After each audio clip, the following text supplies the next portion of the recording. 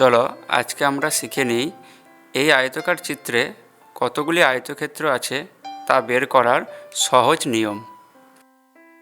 এখন আমরা দেখে নেব উপরে নিচে কতগুলি ঘর আছে এবং পাশাপাশি কতগুলি ঘর আছে। এখন এই চিত্রটিতে উপরের ঘরগুলির নাম্বারিং হলো 1, 2, 3 এবং এদের যোগফল হলো 6।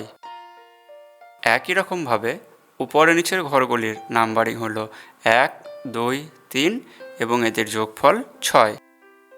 এখন পাশাপাশি ঘরগুলির যোগফল 6 এবং উপরে নিচের ঘরগুলির যোগফল 6, এদেরকে আমরা গুণ করব। গুণ করে গুণফল পাওয়া গেল 36। অতএব মোট আয়তক্ষেত্রের সংখ্যা 36।